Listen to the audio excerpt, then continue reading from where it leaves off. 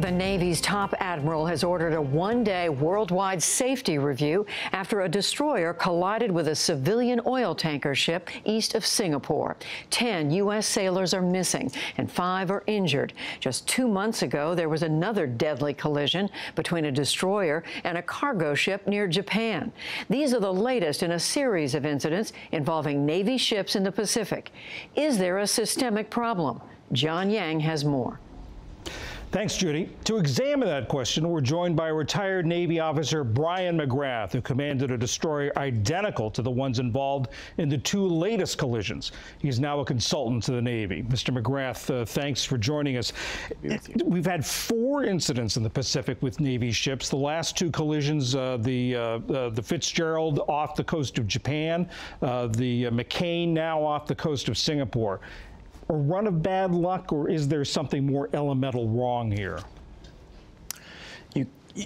You can't hang your hat on a run of bad luck. It's unsatisfying and probably not the right answer. The right answer is to look hard at what ties these incidents together, all 4 of them potentially, and learn from that. So reaching conclusions is wrong right now. Forming hypotheses is right. But what could be the problem? If there is a systemic problem, what do you think the roots could be? The roots go back to the end of the Cold War. The roots go back to America becoming the predominant sea power on the face of the earth and losing an opponent that focused its efforts. And over the course of time, the Navy became less important to the country, and we progressively funded it less. We had less of a Navy, less of the size of the Navy, and we funded it inconsistently over the course of the last 12 or 13 years. So how would that lack of funding translate into these kinds of accidents? It translates by having too few ships to do what's required in that theater, and because there are too few ships and the work has to be done, my theory is that they sometimes have to cut corners on the basic training. And I think the CNO today, who announced a panel to look into this, I think that's one of the things they'll look into, whether or not they're getting the basic training time they need. CNO, Chief of Naval Operations. So in this sort of pause, this operational pause, what's going to happen?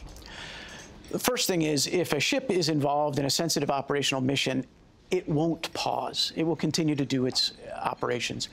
But by and large, throughout the fleet, both at sea and ashore, ships will take a full day. They will get their bridge teams, their combat information center teams, their engineering teams together, their navigation detail. And they will go through the procedures. They will go through the common reports. They'll go through the things that they have to do every time right the first time, and create a sense of importance, create a sense that business as usual is not acceptable. We have to get back on the right side of safety here. You commanded a destroyer, the Bulkley, for how long? 2 years. Did you have any close calls? Anyone who has gone to sea for an extended period of time has had close calls.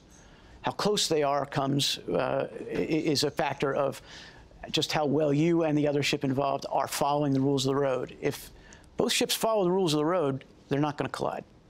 Brian McGrath, thanks for joining us to talk about this. My pleasure.